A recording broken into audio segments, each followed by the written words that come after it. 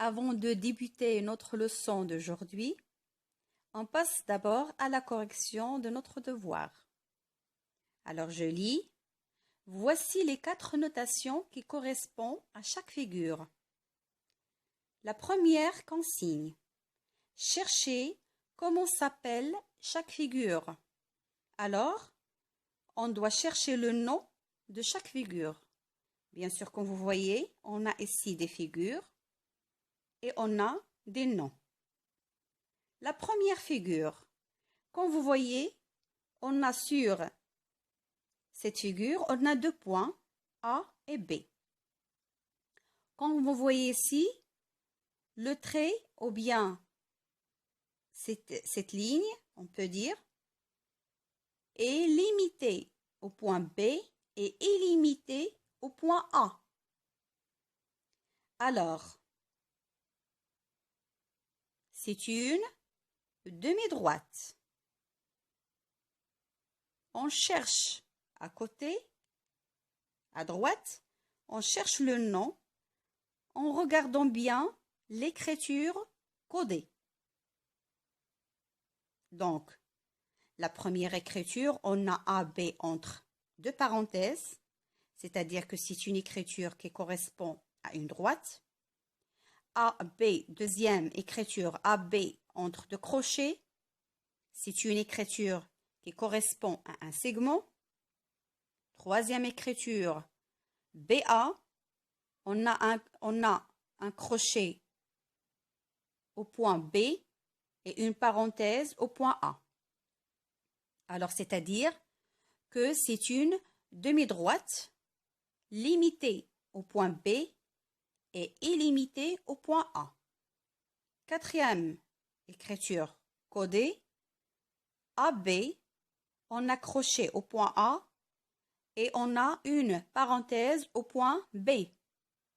Alors, c'est une demi-droite limitée au point A. Comme vous voyez, la figure numéro 1 est une demi-droite limitée au point B. Alors, l'écriture codée qui correspond à cette figure, c'est la troisième écriture, la demi-droite BA, crochet en B et parenthèse en A. Figure numéro 2. Cette ligne est limitée par 2 points. Alors, on a ici B, A, est limité par les points A et B. Alors, c'est un segment. L'écriture codée qui correspond au segment A, B entre 2 crochets. Deuxième écriture. Figure 3. La figure 3, comme vous voyez, AB se trouve sur une droite. On a dépassé B et on a dépassé A, c'est-à-dire qu'on n'a pas de limite pour cette droite ou bien pour cette ligne. Alors, c'est une ligne infinie, c'est-à-dire elle est illimitée en point A et aussi en point B. Alors, on peut dire que c'est une droite. Cette droite, c'est AB. Je mets AB entre 2 parenthèses. Alors, figure 3 correspond à l'écriture, à la première écriture. Figure 4. On a ici un trait, ou bien une ligne, limitée par le point A et illimitée en point B. C'est-à-dire qu'on a ici un début et on n'a pas une fin. Puisqu'on a un début et on n'a pas une fin, c'est une demi-droite. Mais ici, c'est une demi-droite limitée par A et illimitée par B. Ou bien limitée en A et illimitée en B. C'est-à-dire que c'est une demi-droite. Alors, je cherche ici la demi-droite AB, crochet en A et parenthèse en B. Alors, on a la quatrième écriture codée qui correspond aux figures numéro 4.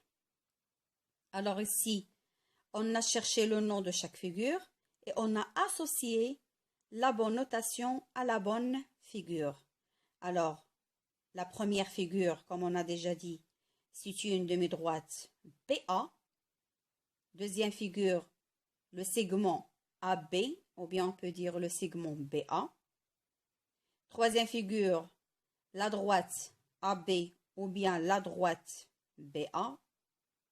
Changement entre, ou bien la différence entre figure 2 et figure 3, c'est, on peut nommer AB ou bien BA, mais la différence, c'est les parenthèses et les crochets.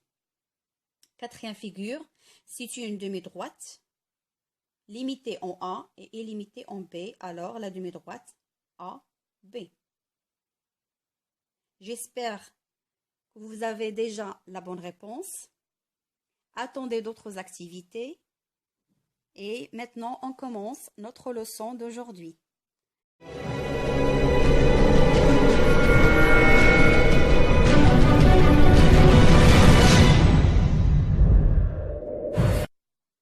La vidéo d'aujourd'hui sera consacrée pour présenter les outils géométriques qu'on utilise pour effectuer ou bien pour résoudre des exercices concernant la géométrie.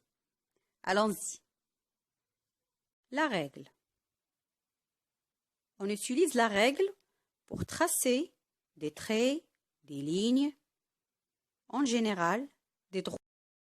Aussi, on l'utilise pour tracer des segments et des demi-droites. La règle aussi sert à mesurer les longueurs. L'équerre. Souvent, on utilise l'équerre pour construire un angle droit ou bien pour vérifier l'angle droit. Le compas. On l'utilise souvent pour tracer un cercle, mais aussi pour vérifier l'égalité des longueurs ou bien l'égalité des côtés d'un polygone. Aussi, on utilise le compas pour construire des triangles réguliers, c'est-à-dire des triangles particuliers, soit des triangles isocèles ou bien des triangles équilatérales. Le rapporteur.